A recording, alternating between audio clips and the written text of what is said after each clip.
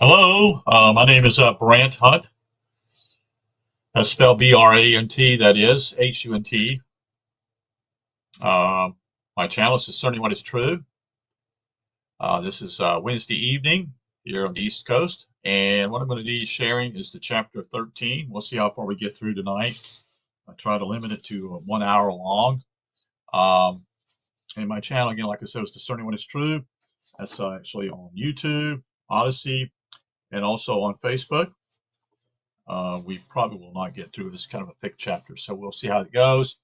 The book I'm reading from currently, as I read today, is The Shadow of the Third Century. This is chapter 13, Wisdom is Mute, by Alvin Kuhn. Uh, Alvin Kuhn is basically somewhat of what I call, lack of a better word, a disciple of Gerald Macy. And what I mean by that simply is that Gerald Macy was the one who basically picked up the ball in the late 1800s and began to look into these things. And then Alvin is a little bit younger than him, that is, and eventually eventually Gerald Macy passes away in the early 1900s, while Alvin Boyd Kuhn passes away, I think, in 1960 or 62, if I recall correctly. So we're going to be reading from this particular chapter, simply called Wisdom is Mute. In other words, most people don't want to hear wisdom because they don't think it's important, you see, in our lives. And that's what has happened. Most people uh, don't don't see these things until they get older, you see. Most people, it doesn't kick into basically in the 40s, people's lives. I'm a testimony of that. And then having interest in other things. I mean, was interested in other things, but not deeper things. So this is chapter 13. So we'll start the reading tonight. Wisdom is mute. The people of the church says the historian, more especially after the persecutions had ceased, could relax from the high tension of witnessing for God in the heroic spirit of martyrdom. The Christian could live a normal life, and without the spur of the challenge of consummated sacrifice, his high-pitched consecrations could be deflated from sheer want of incentive. He was left to sink back into a acceptance of and by the world and a compromise with its spirit, terms, and obligations. In other words, quote, the mystic struggle which primitive Christianity undertook against life had ended in complete defeat. In fact, the church accepted an acquisition in it, and was content to transform the idea which contained the very essence of the primitive faith, and indeed constituted her own raison d'etre, into a theme for pious meditation, end quote. Her own numerous converts, while giving her success and power, were themselves a large factor in her spiritual defeat. These people were led into the church too hasty, prepared, and were for that reason less capable of keeping in check the basic force of the ordinary low level of sensitive nature of natural man, the formidable antagonist of true religion. So we continue on with a quote here. Gingenberg, that is, states here, quote, the triumph of Christianity, end quote, culminated in the 5th century with the silencing paganism was, when regarded from a deeper point of view, quote, a triumph in appearance only, end quote. Indeed, so far from Christianity having changed and conquered the Roman Empire, it was the empire that absorbed Christianity. Is this astute critic's verdict? Quote, far from having transformed the Greco-Roman world, Christianity was really absorbed by it and applied to its own atavistic needs and customs in the whole domain of both mind and body. After some centuries, the church was to learn that the Stoic mass mind and its staunch rock of collective feelings, its fixed habitudes, its impregnable solidity and stolidity of traditional inheritance, its inmalleability, its intellectual inertia can be a massive against which even the waves of a turbulent religious upheaval can dash themselves in futility. The storm subsides, the thunder and the lightning pass, and the cliff stands as unmoved as before. Not much was paganism changed by the sweep of the besom of pietism. It was Christianity that came out of the cauldron um, that changed almost beyond recognition, and so far was paganism from being extinguished that nearly 2,000 years from Christianity's founding era, whole nations of Europe, long dominated by Christianity, that seemed as secure and ordained as the sun, suddenly threw off the shackles of this religion that had never been a native growth from their own soil, but a unnatural grafting from without, and hurled it with the violence of a penned-up curse completely out of their life. Paganism had been a more natural indigenous growth, connecting the social and the mental life of the peoples with their natural habitat and their very hills and vales. Every religion, every early religions had always connected the manifestations of deity more closely with nature itself. Christianity came in as a exotic importation, foisted upon them by force and violence, or the persuasion of expediency. This is a hundreds of this sorry that in hundreds of years it was not able to entrench itself with real strength in the life of the um, of subservient nations so as to be able to withstand a sudden modern revolt against its despotism indicates how shallow and extrinsic had been its hold in the antecedent years. Gegenberg puts the responsibility for the hollowness of Christianity, quote, triumph, and the evil consequences follow his, sorry, triumph, end quote, and the evil consequences following its real failure squarely on the doorsteps of the church. With the fall of Rome, the Roman state power in 476 AD, the church, just because her power is invisible and tangible and is therefore rooted in superstition, remains the one substance that will maintain organic unity and a semblance of authority in the dismantled West.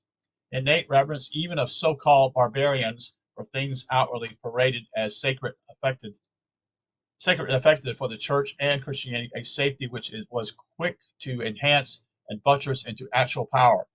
But this very security, with its great advantages, I should say, rapidly became the means and alluring opportunity for her development in a direction further and further away from the spiritual unction of her primitive idealism, and plunged her deeper and deeper into the stream of secular and political concerns.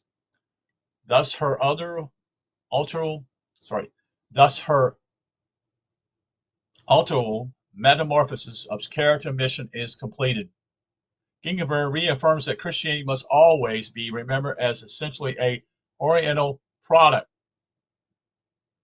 Quote, a edifice for which Judaism provided the foundations and all the materials of the superstructure were attained from the Hellenistic world in which Greek and more accurately Eastern, that is Asiatic and Syrian and Mesopotamia and Iranian and Egyptian, end quote, influences were mingled from the time of Alexandria.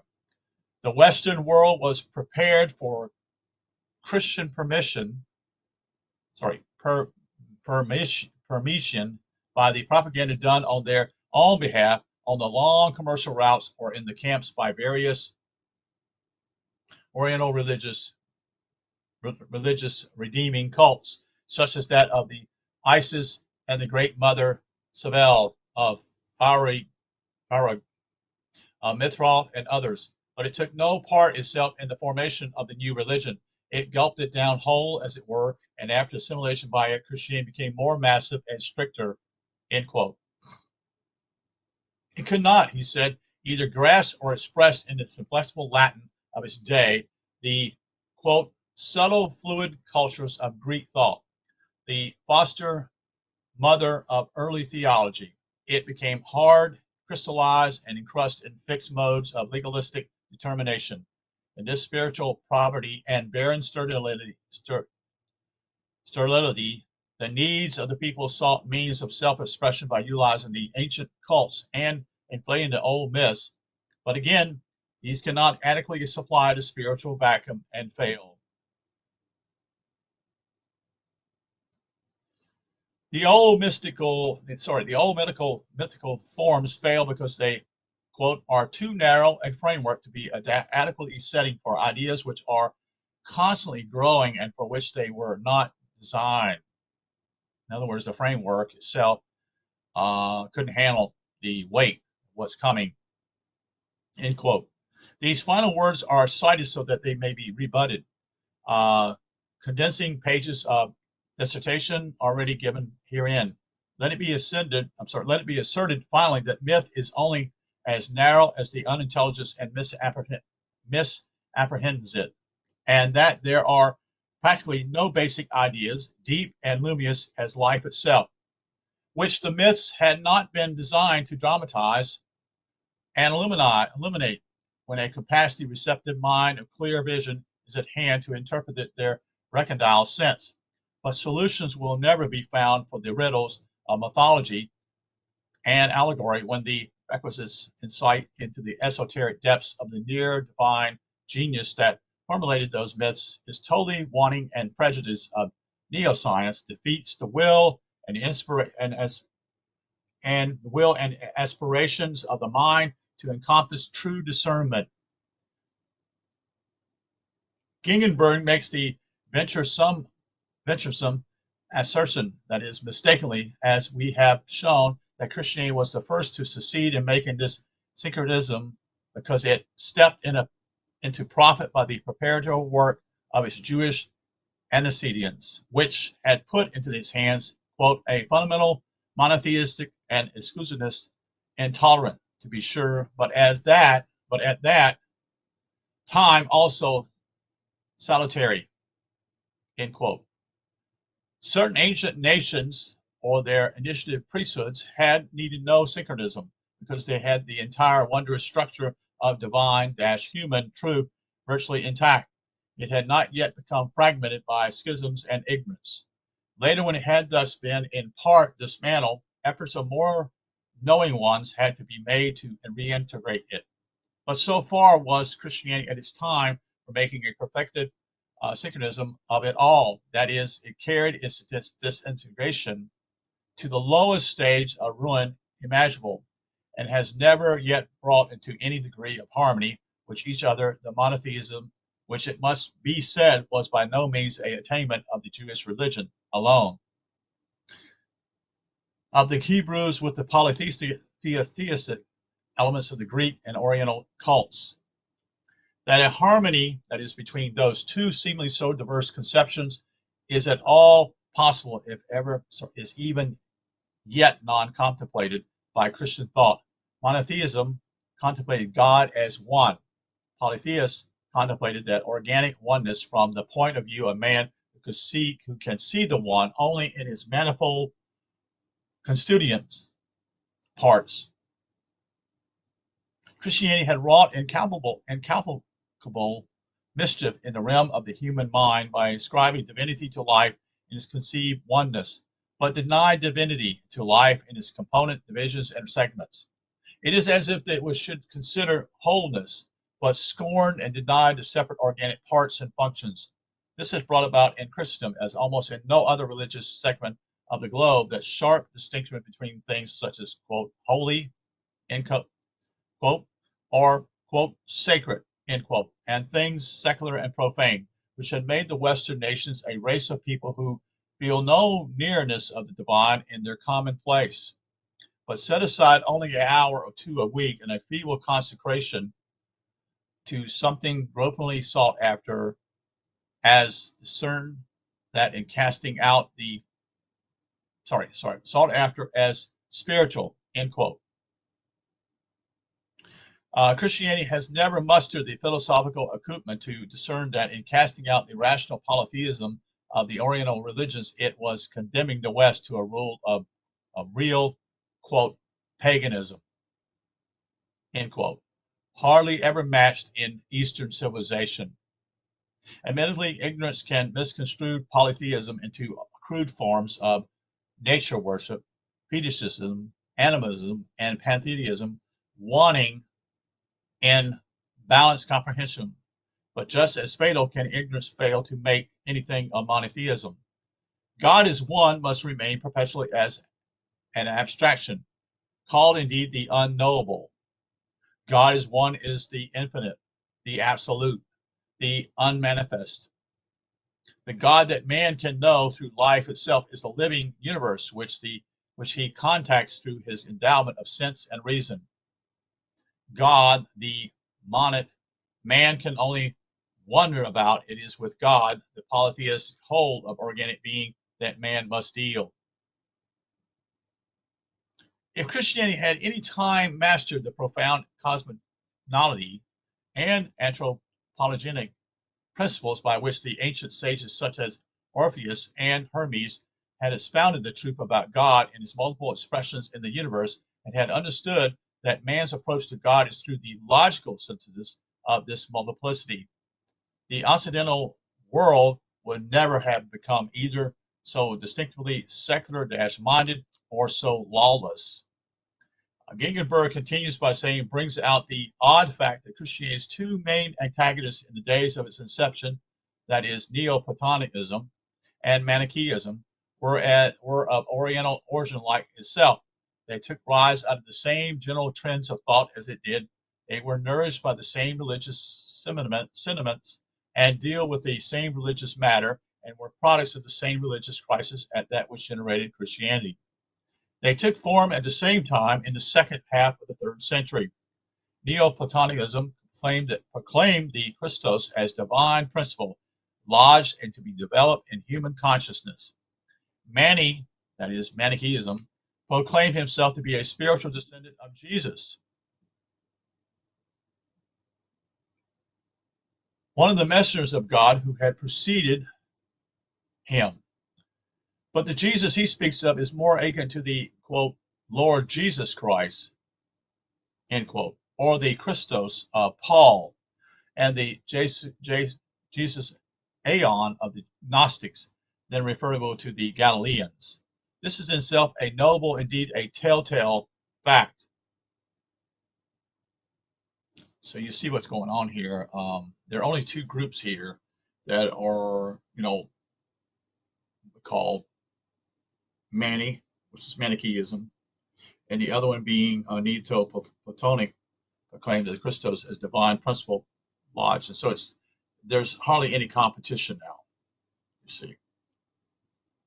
And with the church also basically eliminating many pagan teachings throughout the Middle East and parts of Roman Empire, I should say, they had actually dissipated the competition in a lot of ways. Now, again, this is in the 4th century here. Is that right? I think that's what it was, the middle 4th century. Yeah, okay, yeah, Neoplatonism and Manichaeism. So you see that what we call Plato himself, and you had the Manichaeism. So I said Oriental. Yes, correct. Okay. Anyway, I'm talking to myself here. What then made the difference between Christianity and two others? Again, the sad answer has to be ignorance. Ignorance on the part of the rabble that followed the Christian groundswell. Neoplatonists were men of the highest contemplative culture and studiousness. Manichaeans were about at the same level, but the Christians were those mainly who were readily instigated to despise books, learning, and philosophy with a flame of fury that consumed the Alexandrian library and the priceless volumes of the arcane truth. The two great philosophical rivals of Christianity held the ancient body of sage wisdom to its high standard of intellectual appreciation. Not so Christianity. It took the lower road of adaptation, of mythical representation, and abstruse principle to the crass mind. thus wrecking the organic beauty of the structure and enslaving the thought of his devotees to idolatrous conceptions and materialized identifications. Thus, that the orthodoxy established in the 4th century did not wholly eradicate the seeds of Neoplatonism and Manichaeism is indeed by many developed as the succeeding periods. Paul's proselyte, I should say, Dionysius the Areopagite, was soon to base a new presentation of esoteric philosophy on the Neoplatonic structure and see it assume some prominence. A little later came Scotus Erigenia, who repeated a procedure of much the same sort, and on down in the Middle East here with the Albigensians, whose system of powerful philosophical strength was, according to Gegenberg, a Christian, quote, a Christian adaptation of Manichaeism, end quote. Indeed, the church had almost constantly to wrestle with recurring upsurges of interest in the ancient philosophical deposits by individuals or groups. Gegenberg deprecates Augustine's unworldly, twaddly derogatory of, end quote, those cult philosophies, quote, currents in Christian circles, end quote.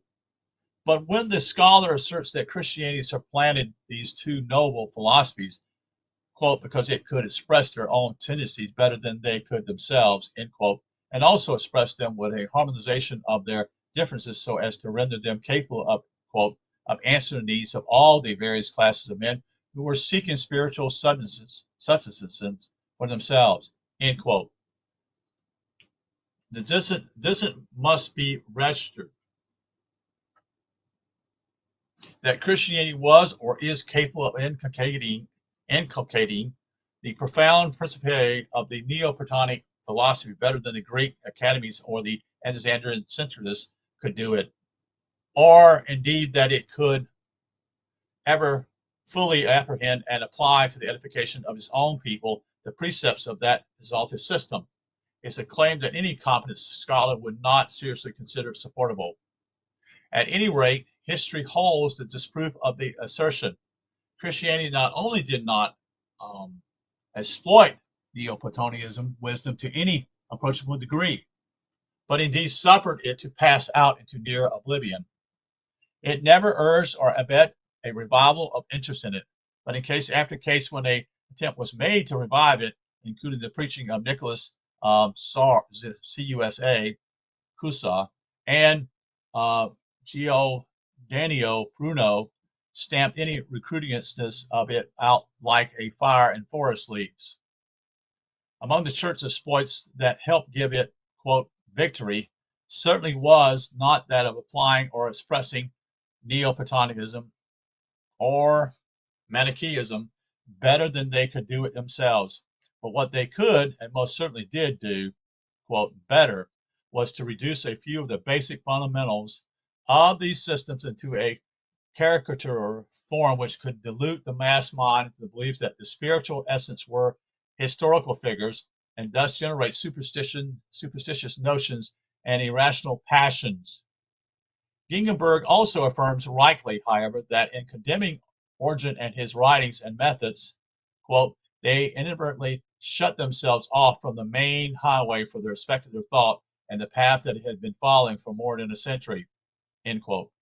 Even in Augustine's work, he argued was epitomized the whole Christian thought of the 4th century, and it was quote, interpreted, cleared up, and put in good order by the profound, though not always visible, aid of Platonic principles, end quote. Then our chronicle reader really extended himself in a genuine laudation of Augustine's work, since he assured us it was largely a product of Platonic systemization, that is, it well worth noting in full. Quote, his doctrine constitutes a landmark, erects a ledge, as it were, in the increasing steep climb upward of the faith. For this reason, it can be said with equal exactness that all of the medieval evaluations of Christian theology in the West originated with St. Augustine. He is the founder of the mysticism, the Reformation, as well as the Middle Ages. And he is an inspiration to Protestantism as he was to the medieval church. That's correct. His doctrine is looked up to as the supreme authority by the doctors of all schools. Finally, his opinions upon certain essential points of the faith, on grace and on predestination, for instance, or upon the connection between reason and revelation from his times to our own, have supplied the grits for all the discussion of the theologians. His dread statements also on the necessity of punishing the sacrilegious furnished the justification in advance of all the later medieval intolerance and the Inquisition. That's completely correct. He's completely right about that. This led to what the stamping out of others. There was no tolerance with Christians here, and they chose to eventually in the future this set up the whole perspective. And since they put Augustine on a pedestal here, they didn't see any wrong in what he was saying. This last sour note is made still more stringent by the next tribute, which says that, quote, no one contributed more than he towards the adoption of the opinion that a decision of the church is a truth against which human reason is not qualified to rebel. Did you hear that? And that the worth of Holy Scripture itself is due to the guarantee and the interpretation given it by the church. So, in other words, what Augustine is saying here very clearly and very scary, which is true. No one could actually, the opinions, it was all them. They decided everything. So this is a powerful rulership that's going on here. And no one could could rebel against it because that's what they did. They said, you're a heretic, and you're a heretic too. And so with that, the language is beginning to show that you didn't speak out against the church, the Roman church. And or else you would be either banned or done away with. Who can say to what degree this influence from the far off fourth century that is responsible for the feebleness of the democratic spirit that is threatening to let arrogant dictators and clients crush out again for ages the human rights and liberties won by centuries of heroic sacrifice. Gingerberg tells how the ignorant throng into the early church and how the clergy, aiming at numbers and letting down all bars of qualification, admitted men who knew little of Christianity, save a few formulas and phrases. It's still that way, folks. These people, he says, in making connection with the new movement, had forgotten none of their pagan customs. They were simply forced to dress their paganism in a Christian cloak. The ancient festivals were kept as holidays and celebrated in the country districts, and the church can only neutralize their effect by turning them to account for her profit. It is thus apparent that in adopting Christianity, the Roman population was trying on a garment that was a misfit and uncomfortable, and that the wearers had to cut it down to size and adapt it to their former habits of convenience. It is not yet time for a summarization, but as the reader comes to the end of the long trail followed through by the renowned historian and takes some stock of what has been revealed, it is hard to avoid the realization that here has been painted the picture of a great sweeping movement in human history that leaves one stupefied with its records of weaknesses, deception, misguided zealotry, mental despotism, and general miscarriage of intelligence and integrity that at last sickens the very soul. Critics of this juggernaut of triumphant faith, as they see it, winning by stealth, by preying on superstition and pietism, are without exception accused of bigotry and intolerance. Yet this charge falls down when it is realized that the alleged bigotry and intolerance of criticism had been generated by a revulsion against the bigotry and intolerance of the system they criticize. It is bigotry and intolerance to denounce obvious bigotry and intolerance. The ultimate feeling in reaction to a study of the recorded course of the surge of human beliefs, first compounded of ancient creeds and customs, utterly misconceived and jumbled together into an unimaginable association of a logical theology, then specialists made this then specialistly made organic by the skullduggery of priestcraft, then pursuing its relentless march down through the centuries of Western struggle, crushing every hopeful revival of intelligence and enforcing its ruthless regime of faith.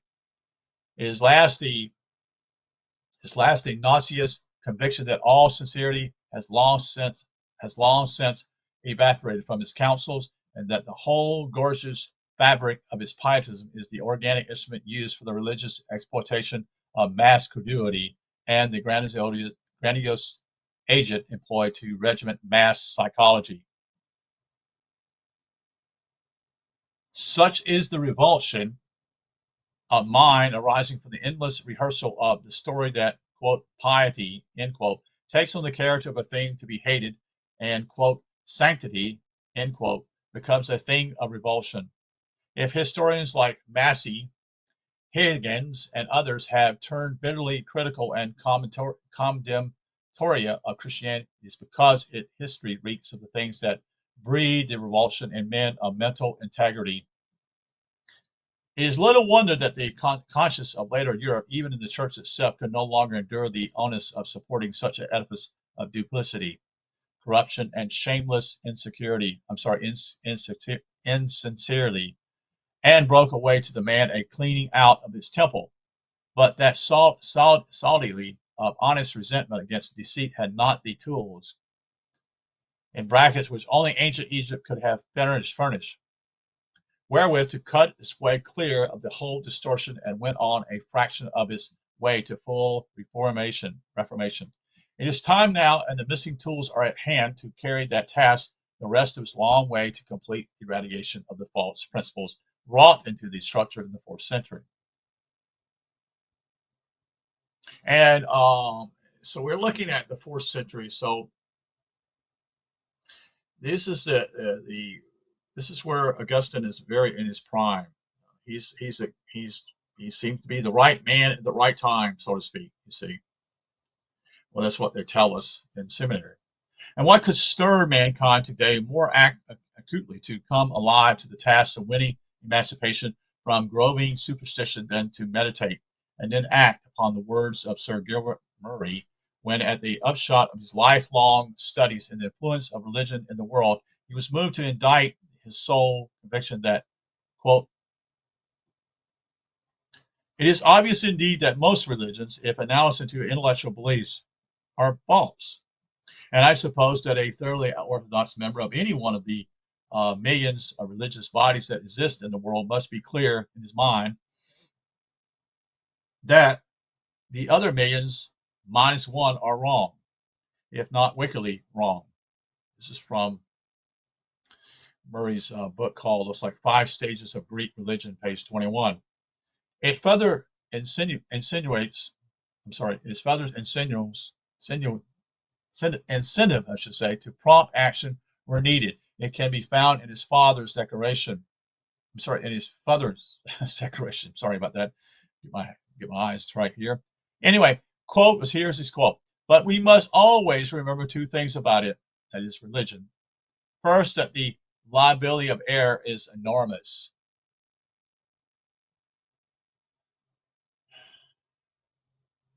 Indeed, almost infinity. And second, that the results of confident error are very terrible.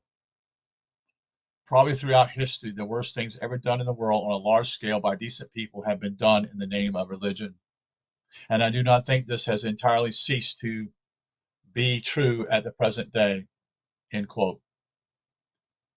Another quote here. The record of early Christians and medieval persecutions, which were the direct result of that one confident religious error, comes curiously near to one's conception of the wickedness of the damned, end quote. These strictures should not lose, but immediately gain contingency by their temperate and unemotional utterance. The general populace must go on, perforce, being led with a ring in its nose by designing enthusiastic polity and psychologically crafted showmanship. But there is a modicum of sincerity left in men in high places. It is terribly obligation facing religious leaders to take rational account of the whole broad condition of the world as regard the power and the functions of religion. Man's folly as the result of inexperience, undevelopment, and ignorance is great and tragic. But if he's still too ignorant to correct the evil, there is nothing to do but accredit it to him as the best he could do, and let him take the sorry consequences as best he may. But when he can see by merely looking at the capricious record that his infatuation with religion is a false leading, and that the religious development history itself reveals the other error and futility of his addition to it, there is no justification of leaders in continuing to bond the masses to further commitment to proven folly. The logical basis of this radical statement is Sir Gilbert's observation. So obviously, if people will think beyond their noses, that since there are multitudinous religious cults of differing and opposing persuasions, at least half of them are at once convicted of being invincible wrong. For if two systems are opposed to each other, at least one must be in error. Maybe it might be both of them. Man has, that's my point, my stating here. Man has no way of avoiding a plunge into possible error when he cannot be sure beforehand whether his contemplated course is right or not. But he has a means to put an end to a course which has already demonstrated its folly. With history's black pages open before us, a continuation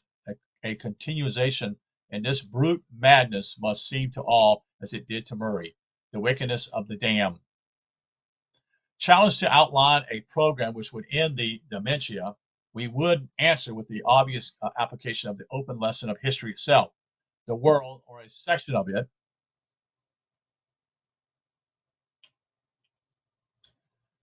once basted in the shining light of a wisdom that the gods themselves, we must believe, designed to impart to mankind for its guidance over the precarious path of human growth to divinity. We still have the tones of the sage gift.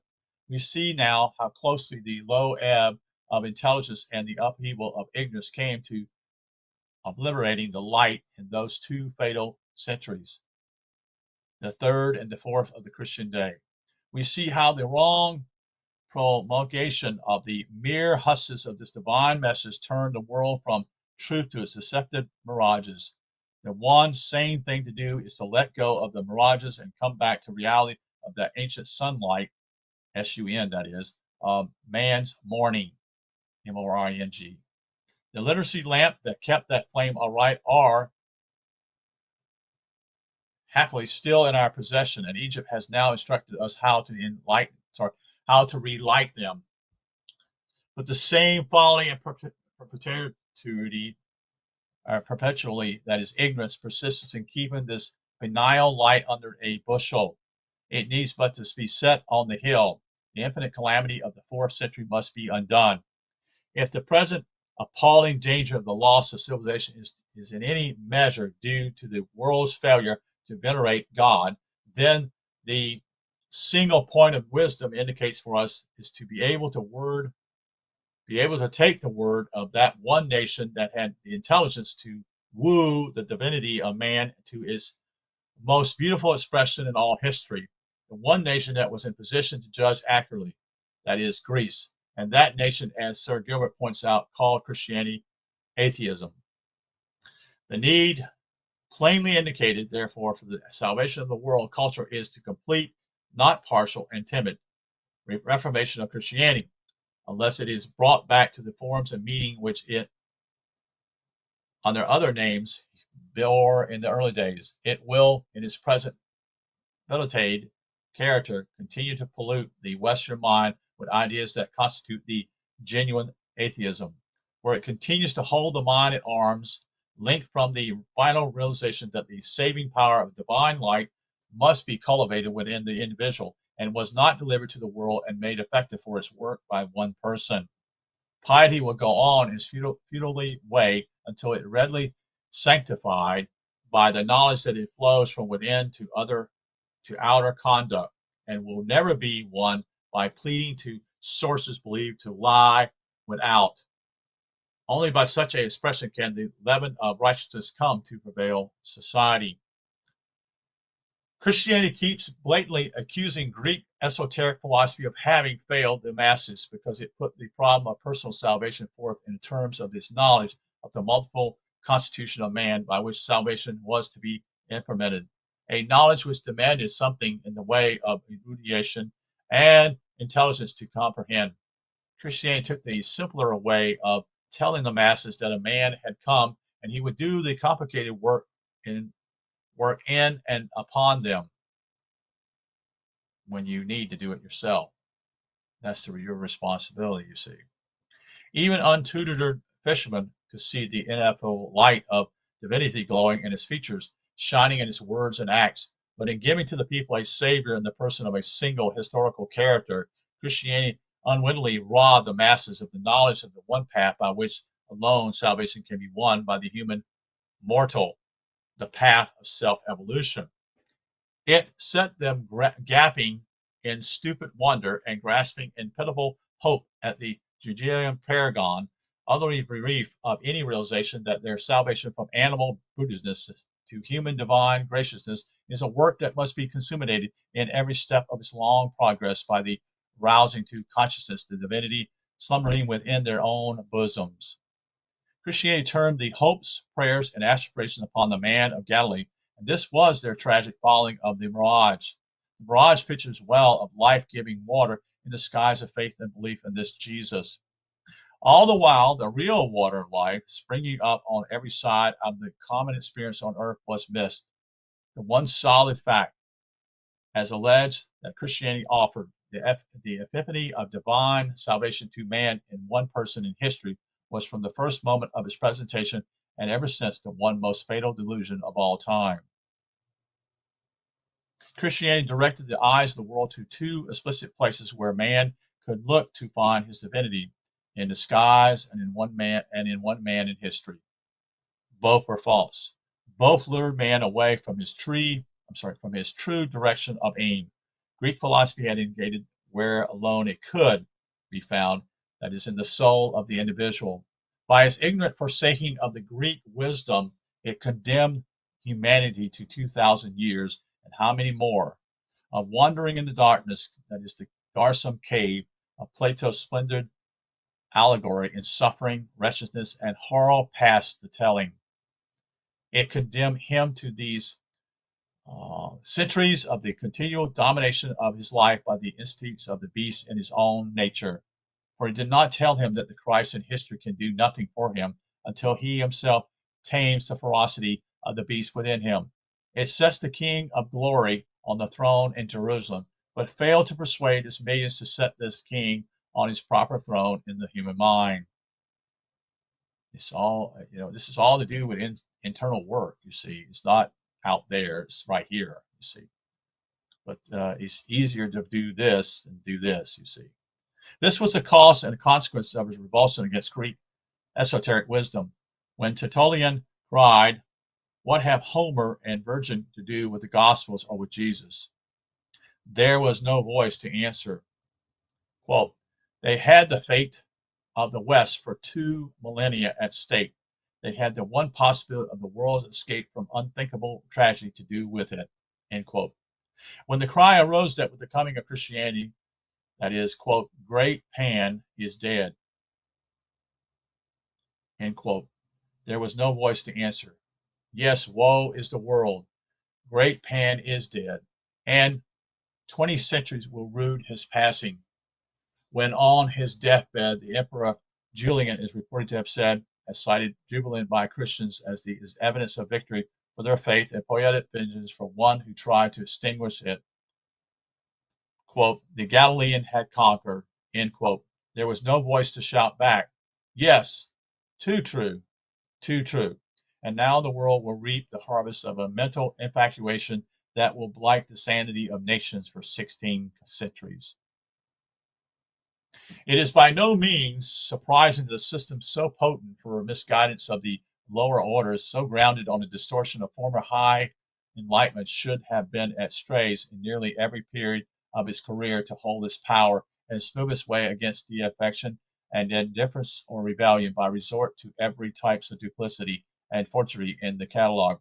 It is indeed a record for such chicanery as would require volumes to retail, and such volumes have been written.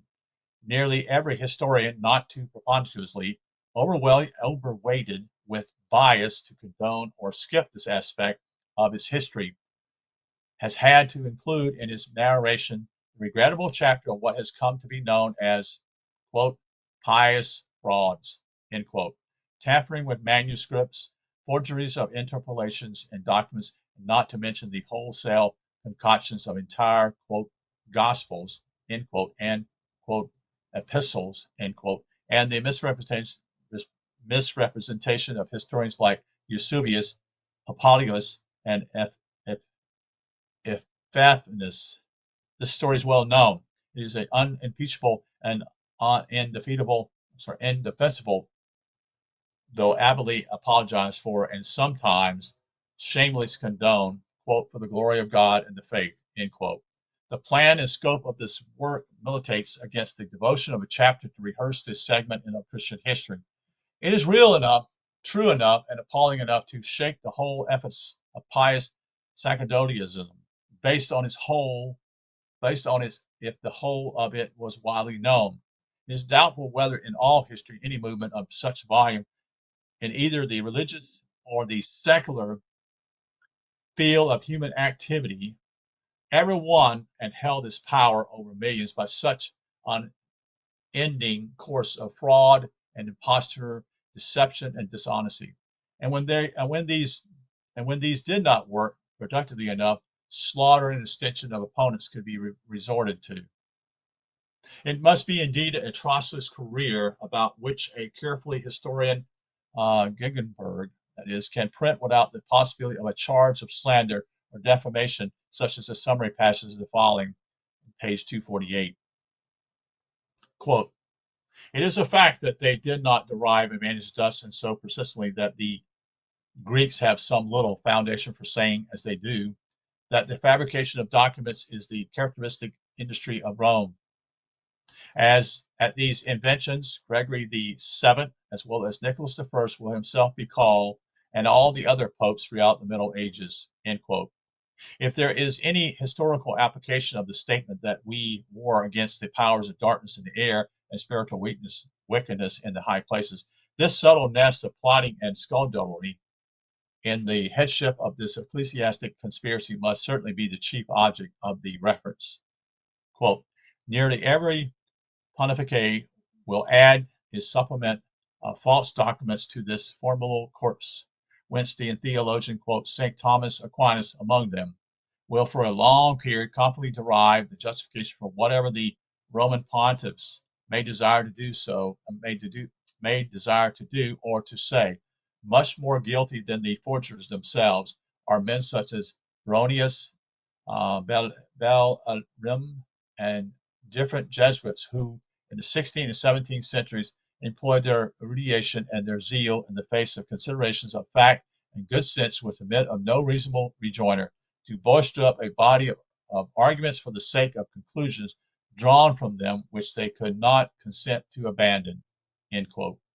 And if the actuality of these disclosures, which must be new and incredible to most readers of our work, is not as yet impressed duly upon minds set to believe that the religion of the Christian church has been developed and propagated by a, quote, Christian, end quote, regard for integrity and decency.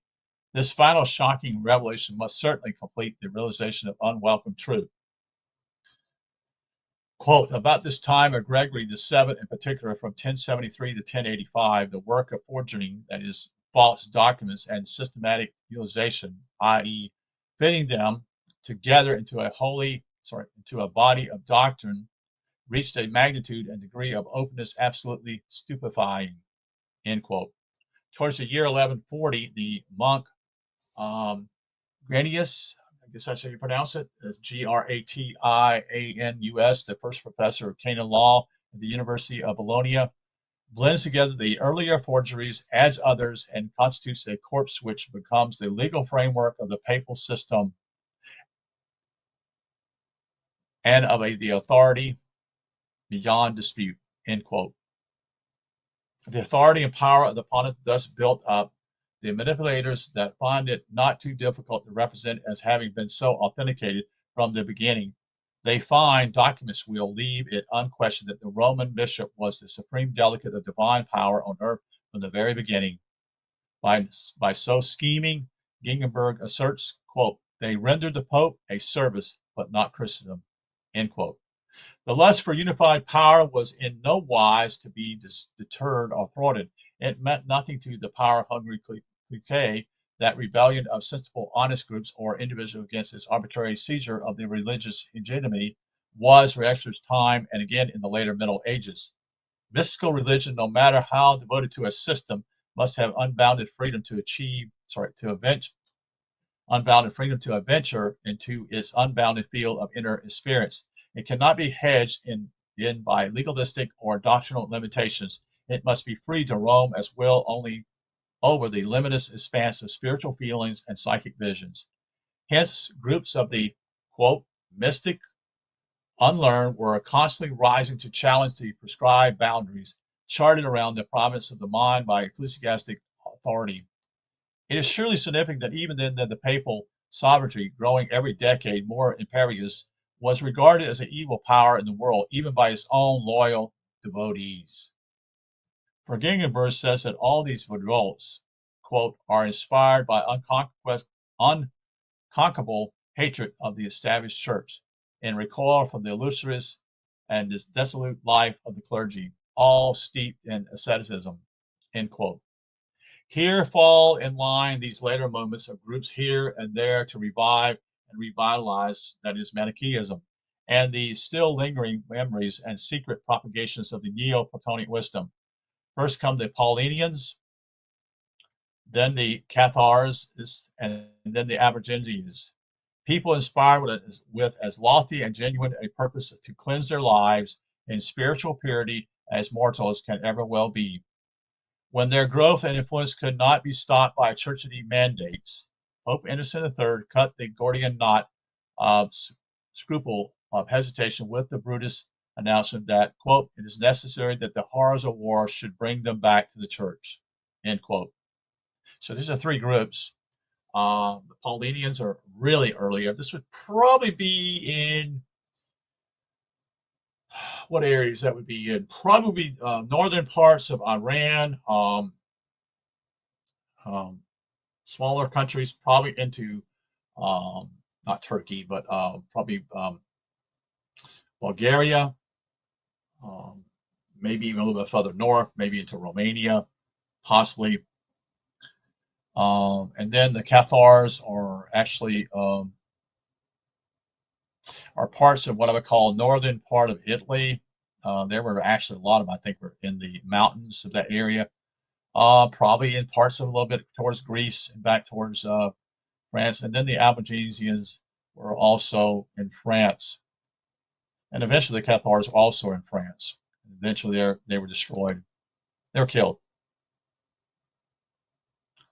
Um, this is how they dealt with people who didn't go along with them. Kind of scary, isn't it? Most people don't know this. I mean, most people don't even know this in Western history. So I'm appalled by people that don't even know this stuff. The brutality of this, what's happened. Having crushed down the free spirit of Christly aspiration in men, imperfect in its expression, but evolving through the experience permitted by freedom, the ecclesiastic power dare not suffer its grip to be loosened in the slightest. In other words, they were not going to allow these groups to, they were not going to allow them to be around. That's just the whole thing. I do notice simply is that I read some information probably less than a year ago, was to deal with this group that was in France. Most are not aware that the French king was basically employed by the papacy. He decided that they brutally killed these people. Even many Roman Catholics knew these people were good people. They knew that because they dealt with them personally, you see. Doesn't mean they were perfect, but they were what I would call just in how they dealt with people. And they refuse to fight and go along with the Roman Catholic Church in some areas. In fact, some of them actually lost their lives in protecting these people, you see.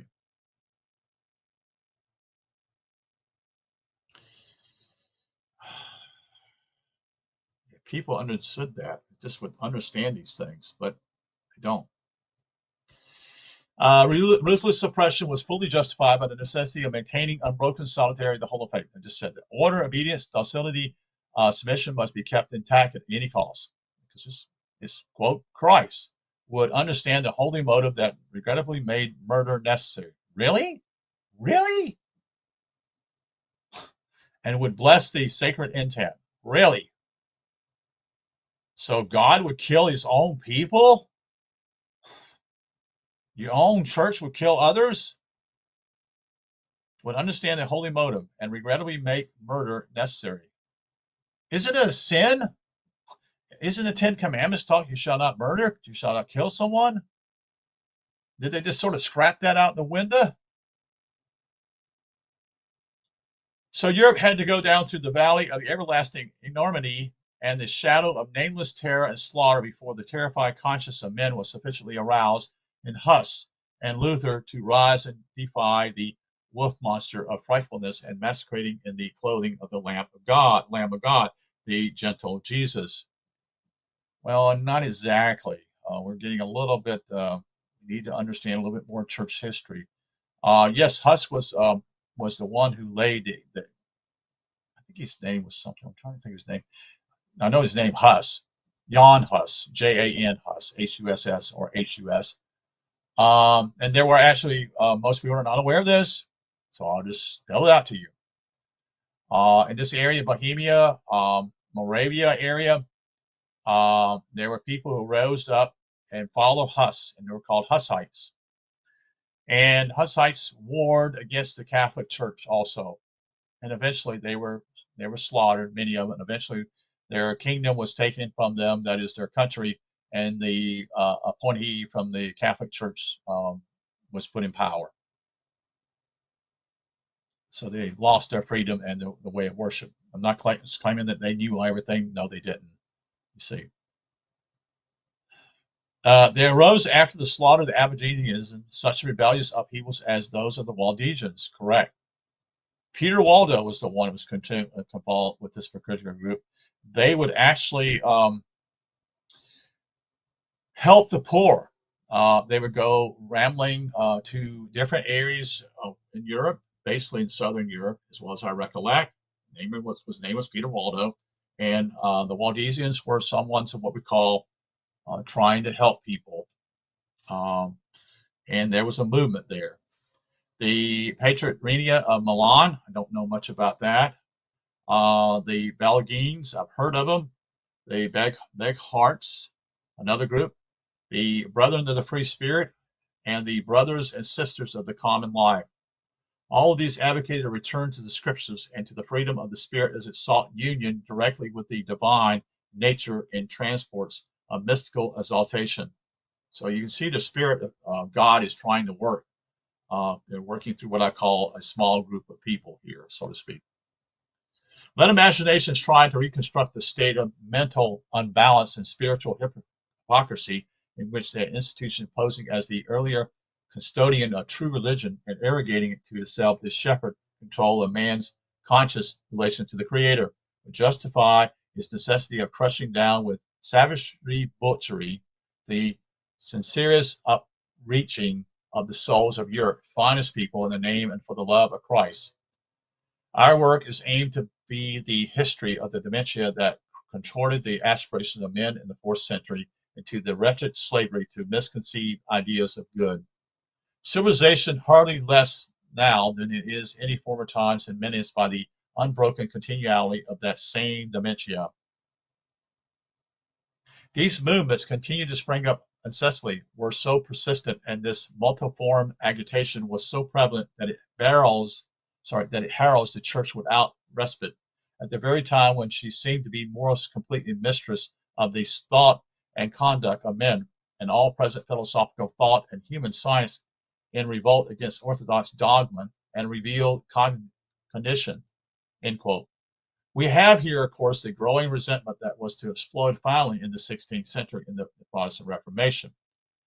One needs not a score of books to make clear the prime motivation of this revolt. It was a fight to free the human mystical propensity from the fetters of a eternalized authority or formal limitations, and to emancipate from any eternal tyranny the spirit of innermost man. It was a fight to disburden the individual or the intermediary trappings of formalities by which an ecclesiastical power had asserted its right to regulate the communion of the spirit with deity. It is worthy of note that comments from Gegenberg that most of the weighty doctrinal heresies originating in the intellectual circles of the Middle Ages took a pantheist turn and were definitely the product of the old Neoplatonic spirit, rediscovered once more early either in the writings of Scotus Erigena or in those of the Arabian doctors. Amaragdo, I'll spell this, Amaury, de Benet, died in 1204, drew heavily upon Erigena,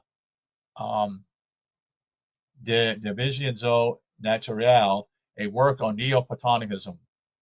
The modernists of Paris and Oxford maintained that the, quote, the Christian faith is an obstacle to the progress of knowledge, end quote. And it is significant that while the Archbishop of Paris, Mr. Temper, Etienne Temper, condemns 919 Averroes errors in 1277, and the Archbishop of Canterbury does likewise. We notice sort of a crusade in process of organization among the Orthodox doctors against the, quote, fresh spirit of unbelief which is filtering down from the schools to the lower classes in the form of a gross materialism to such a degree that the Inquisition will be forced to take note of it in the beginning of the 14th century, end quote. Then the church had its hands full to combat a tendency of another sort, the status and influence of which are forever a matter of intermittent evaluation. This is the unconquerable propensity of nearly every grade of human intelligence to indulge in one or another form of what is called the, quote, occult. It is a region of interest and experience not far removed from the mystical, indeed a close brother to it. Some aspects of its exploitations are among inescapable, even the most intelligent minds, for the occult forces are just the deeper and less common observable influences that activate feelings and conduct from within the psyche. Even the hardest headed in the modern age, dominated by the scientific mood, can no longer hold the occult in cold disdain, since modern psychological science itself discloses a whole world of unconscious sources of motivation lying underneath a whole world of unconscious sources of open area of consciousness. Investigations of psychic awareness lying beyond the possible scope of intelligence obtained through the normal channels of the senses and reason have been taken up by the universities. Man is recognized as being an entity related to other worlds or regions of consciousness beside the one he commonly contacts by means of his physical organism. There's a danger that this epochal discovery may open the door to a new vogue of license in the mystical life and threaten science's exact procedure in attaining knowledge. However, the tremendous authority in science in the present age gives promise that advance of new investigation will proceed cautiously in this strange domain. At least there is the fortunate assurance that the most novel phenomenon encountered in this search will not again generate that rueful horror of witch burning and devil exorcism that blackened the escutcheons of official Christianity with one of the most wretched of its many frightful inhumanities. The medieval church was surrounded and harassed on all sides by all kinds of adversaries assorted in the interest. Quote, the belief in the reality of occult forces, in the value of astrology, in the power of sorcery was a request from antiquity. Its depths were to be found in all the nations, for it helped to keep it alive with its innumerable legends, and it seemed to be confirmed by a mass of those hearsay experience which strengthened in the simple-minded and the illiterate a dogmatic faith in the absurd. The conquest of the Western world by Christianity had not destroyed these older heterogeneous layers of various superstitions, end quote. This is the historical version, no doubt betraying something of his personal attitude to the aspect of, quote, religion, end quote, the tendency, indeed, the inevitable bent of the human mind to hyprodocate the play of forces or intelligence in our lives in the realm of the unknown is ever a thing to be reckoned with. People have experiences which do not seem explicable or any of the known grounds of causation. Being in a world invisible may be able to reach the human consciousness by short-length, high-frequency waves of mind-bearing messages. Telepathy, under rigid prescribed testing, has not been too successful in positive demonstration, but spontaneous telepathy has established a record that can hardly be ignored. Science has not yet mastered the basic conditions of formal success. Man is obviously a citizen of more worlds than the one he calmly moves in. Hypnosis, still a science in swaddling clothes, has revealed incredible powers of subconsciously, that is, or superconsciousness, intelligent within us. Inventors have found that the elusive secrets of new mechanism in their sleep are worked out on awakenings. Writers, musicians, artists, orators bring forth productions of a genius that is by no means their own normal reach of creative power, that such as Sir Walter Scott, Coleridge, Blake, and many more have written under the drive of a power that actually pushed aside their own minds and dictated its own versions, even guiding their pens as by automation. People with no skill or techniques have suddenly rendered difficult musical compositions of painted pictures of real merit.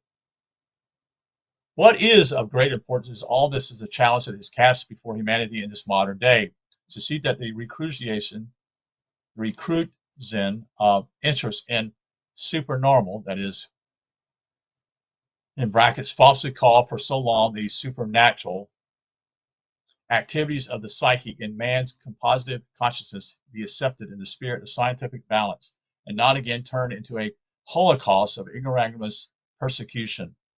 Superstition unquestionably can all too easily becloud the reaction of thoughtless people to the incidence of such phenomena, but superstition has been no less evident and surely less pardonable in the exercise of ecclesiastic power through the inhumane savagery with which innocent young girls, lads, men, and women who manifested psychic abilities were sacrificed on the altar of the church invincible regimentation. The despicable murder of Joan of Arc is still a shuddering memory, not one with extenuate, but rather more heavily to be resented by her later canonization. We can fall back on Gingenberg's language to conclude this part of the story.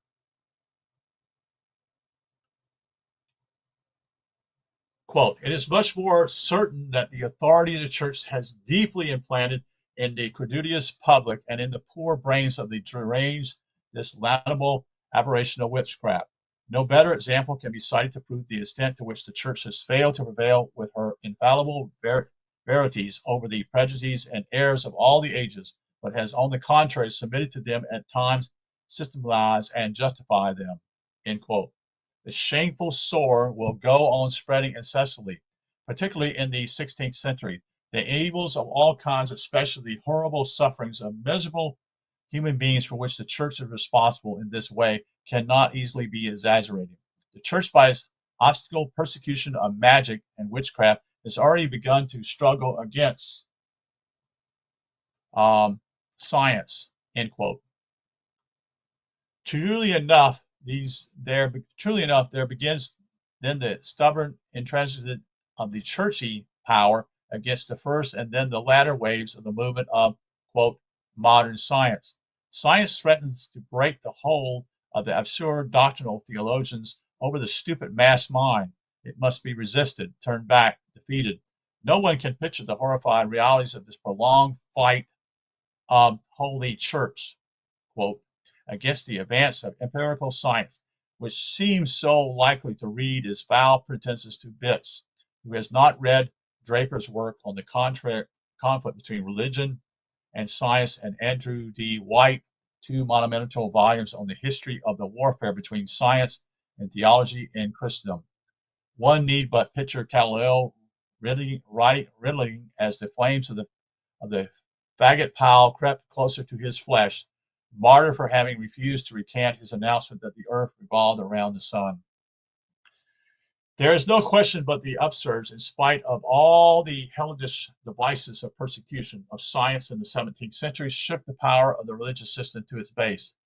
Many escaped from his tyranny, those who saw in science the sure grounds of the holy propositious quote, scheme of salvation. After 15 centuries of fearful suppression, the mind of Europe began to tear free from its mental thrones to regain again the use of the sword of reason to cut its pathway out of the jungle of killing superstitions grown to rank exuberance through ages of stifling tradition and authority imposed on childhood. The Inquisition had failed to crush the divine spirit in mind. Since even its unforgivable savagery are being condoned and even denied, it might be well to hear again Gegenberg's causative summarization of it in page 316. Quote, pronouncing secretly and without rights of appeal the most terrifying penalties, it constitutes one of the most horrible inventions ever conceived by fanaticism in any age, end quote. It might be added that the same power that executed this satanic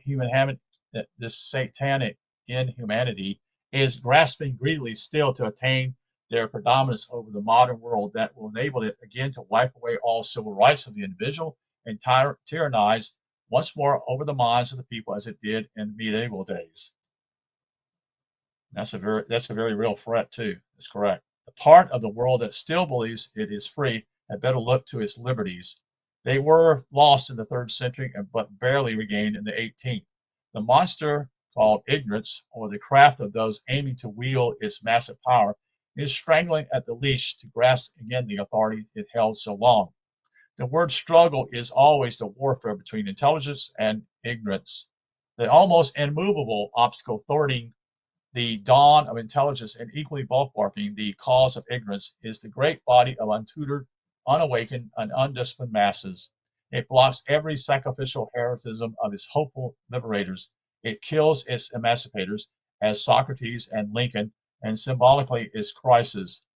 Religion insulates into the sensitive mind of childhood. It is the instrument by which, even though seductively interwoven with the beauty aspects of ritual, music, and art, this conspiracy of pietism aims to retain its hold on the populace in every generation, and by rapid birth accreditation, gain voting strength and power, while philosophy, the true emancipator, is converted into idle speculation or is widely neglected as possible religion gains the day.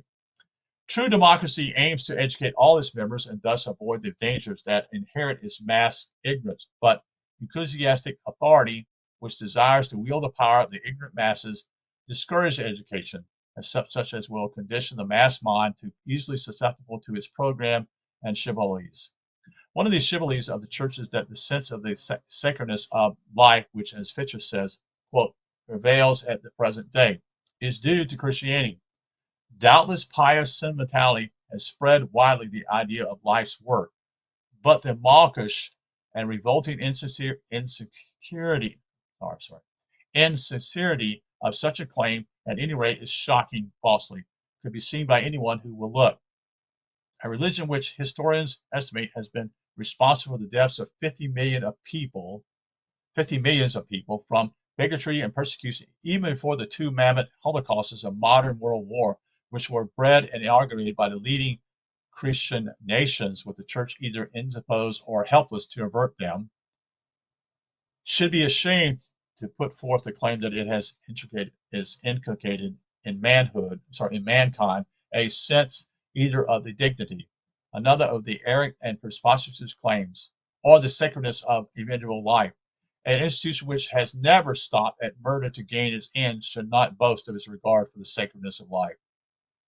Perhaps the whole nub of the failure of Christianity is false and impossible Christendom can be seen most vividly from a glance at one of those delicious phrases which now and then flashes into mind and epitomize whose whole movements in history. Alan Edwards said in his book, The New World, quote, if the foregoing pages point to any truth, it seems to be that the divine man is a type of the divine in man, end quote. This well condenses in a phrase phrase is the cause of Christian failure. Christianity took the type figure of the divine in man for the divine man. That is with the capital divine man in the last part. It dissolved the alleged divine man, that is what they would call Jesus Christ, when not using him to execute and exuberate his atrocities, but left the divine in man to grovel in dust, even drove his spirit down to think of itself as a miserable worm. Yes. Christianity cuts itself off from all possibilities of commanding the loyalty of high intelligence and maintaining a connection with sanctifying philosophy when it shifted the center of gravity, so to say, from the cult of the Christ within to that of the Christ without, or from the Christ as principle to Christ as a man.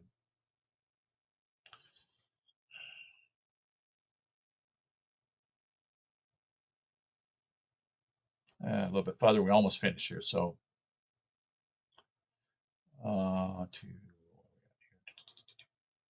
so the cult of Christ within that of the Christ without, or from the Christ as principle to Christ as man. Christianity states it all on this displacement of human incentive and location of human power. Indeed, the single apparition by which it took a stand of ultra uniqueness in its day or any other day, is in the finite, the one mark of character that gives its noteworthy distinction from a number of other religious cults in its time. Those other systems strove to hold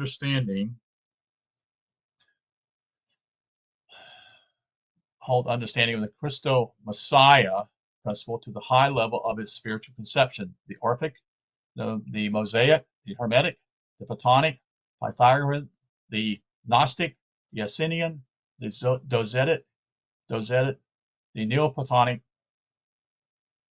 Stoic, Mithrata, Manichaeism had presented the Christ as the ray of divine mind, born and to be reared in the consciousness of the human race. Naturally, the masses can go only a certain length of its intelligence road towards identifying the principle beyond the stage of remote abstraction and abstrusely the lower ranks, cold to religion of the philosophical kind. This condition confronted the world of intelligence with a constant problem, which is sought to meet generally by methods of esoteric polity. But whether through sheer chance or by a happy hit on a device that yielded unexpected results, or by shrewd connivance, Christianity at a given point in its early career suddenly presented the Christ as a man. And there's where the error has always been in Christianity, you see. Um, and those who spoke out against this group, what I call Docetism. Point this here. So these are according to this is a systematic, this is a chart on Christian history, okay? And this is the false views of the person of Christ. This is what was considered those who didn't agree with the church and eventually were branded as heretics. So you had the Ebionites, which denied the divinity of Christ. Okay. Then you had the Arians, which was one of the groups that stood against the Catholic Church. They denied also the divinity of Christ. Then you had the Eutychianism, that is denied distinctions of nature, so they didn't see it being divided. This would be that group. Then you had the what we call the Nestorians. They basically denied union of natures. Okay, so they didn't believe in that either. And Apollinarianism is basically that he was divine, but he wasn't logos, but he had a soul and he had a body. So that was considered a false doctrine. And then the one I'm talking about is called Docetism. Doism, if I pronounce that correct, is the only group that actually denied his humanity. And that's the correct perspective.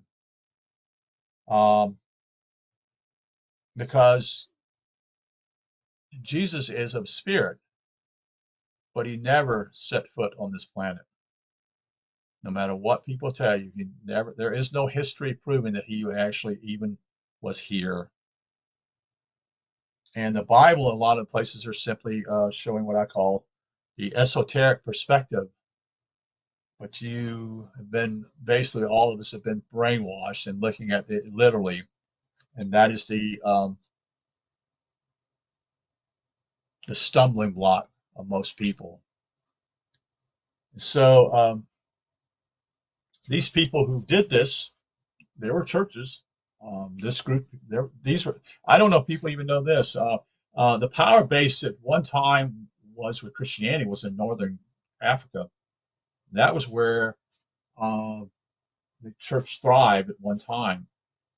You had eventually Rome, eventually parts of, eventually Greece and such and such. But at one time, early on, it was in northern Africa. That was the supposedly strength of the country, of the church, and that changed. You see, but I wanted to show that to you, so share that because I think it's important. And abstrusists have the lower ranks called to religion to philosophicon. This condition confronted the world of intelligence with a common problem, which is sought to meet generally by methods of esoteric polity.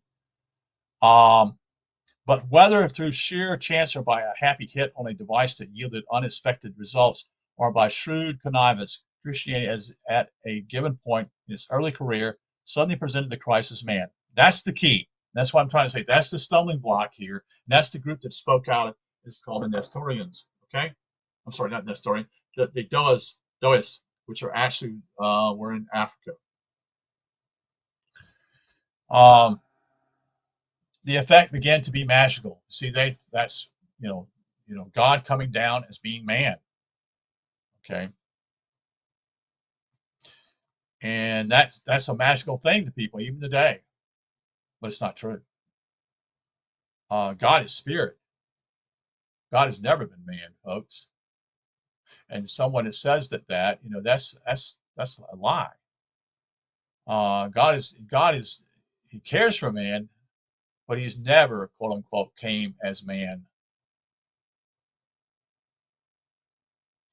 And this is what people take the literal interpretation. I did too. So all of us have failed. We fail at this because we're brainwashed. Almost 99.9% of us all are brainwashed on this planet. I don't care what you're talking about. Even in this area, no, but other areas, yes. The untutored could lay hold of the personality of Jesus with a human warmth with which it could never adopt the conception of the mystical Christ. Correct. That's the difference. It proved a 10 strike. It caught the fancy and aroused the sensitivity of the lowly. You see, the Christ, the cosmic logos, had been here on earth. He was in Galilee. He was in Jerusalem, had wrought wondrous miracles, had radiated blessings and divine grace, had been wickedly murdered while still blessing his enemies, had risen and ascended in glory to the skies. The whole scenario was overpowering in the human appeal. Where philosophy passed over the heads of the common people, the gospel story turned from dramatic suggestiveness to realistic history. Won the populace. Of course it did. With that simple message, that's why. It's the same thing they introduced as simply as that, they consider you, that there's two strokes in Christianity. They first tell you that you're a sinner and that you have to be told that you're a sinner. You sin. They have to tell you that in order to set up the scenario that Jesus died on the cross for you. They have to tell you the bad news in order to tell you the good news, you see. That's the gospel message that they teach in Protestant churches. And it's also false.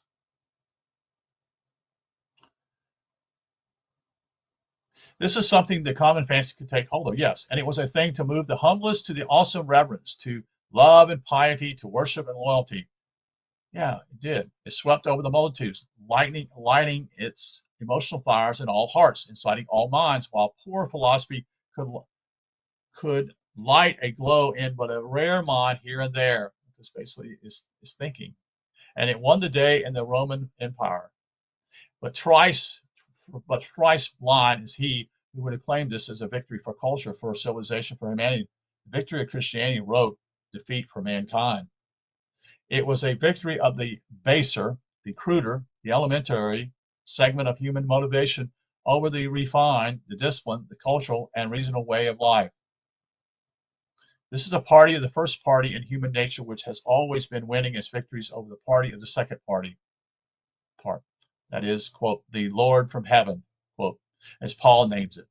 But Christianity is the final part, its first party in history that has ventured to call its victory for humanity.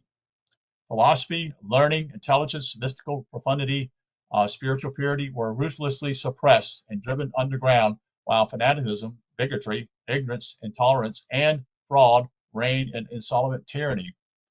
And 1,000 Christian publicists have hailed this as the greatest, the culminating victory for humanity, when it's totally the opposite.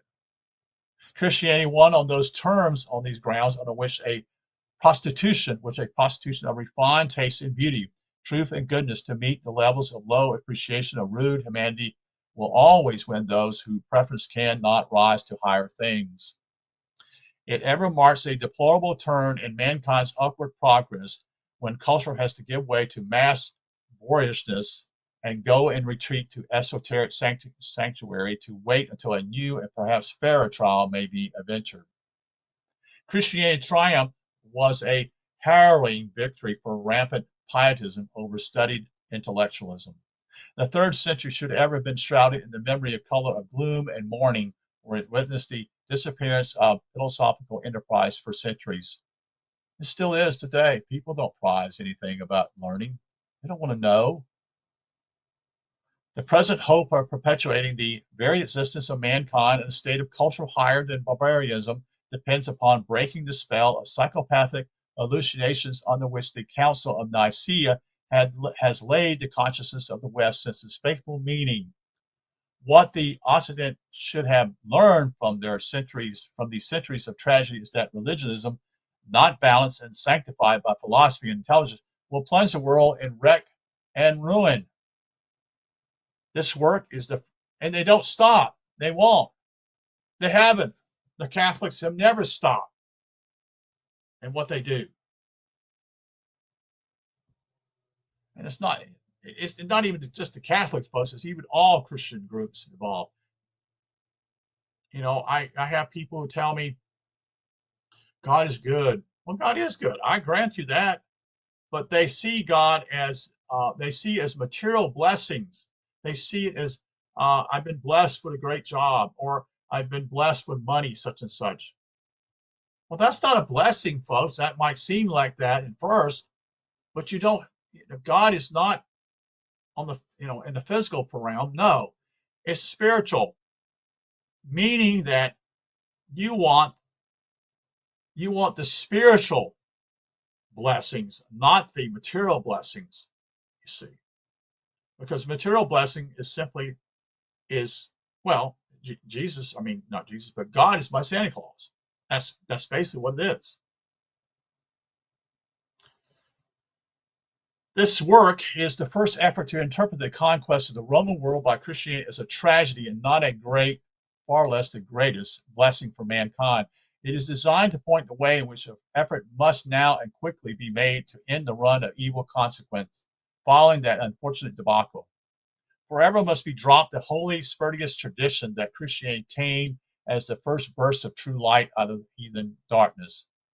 No, that's a lie. It was a new departure only in the peculiar sense that it took off from long established and familiar bases and shot out in a direction never taken by a movement of any volume before. That direction was unique because, to a degree unparalleled at any previous time, it proceeded not forward to a clarification of something vague and less defined hitherto, but went in exactly the opposite direction, from clarity to fulfillment. It muddied the water. It took a weird turn in an unheard of direction because it attempted to recast its scriptural constitution in the terms of outer history, when they had hitherto only been applicable to the life of inner consciousness. It was a movement away from the light. Christianity had to wait for his victory until his long course of philosophical degradation, the state of general culture in the East, had sunk to the low ebb at which, for the first time in all history, the popular apprehension of the coming of the Christ-Messiah as the birth of a spiritual motif in all humanity was finally lowered to the birth of a babe in a Judean village. And what has happened since then, the name of that babe proves is calamitous character. That is the conclusion of chapter 13. So again, all kinds of detrimental things still go on in religion, especially Western religion. And I won't go anymore because it's over an hour here, an hour and 30 minutes. So thank you for being here. Again, this is the Shadow of the Third Century, chapter 13. Wisdom is mute. Yeah, wisdom is not considered important. That's what the masses think. And that's what gets us in trouble all the time, folks. All the time. And no one seems to value wisdom because everything around you is always preying on your attention to other things and keeps you from actually discovering who you really are. That's the key. So I wish you good night and you take care, and we'll talk to you soon.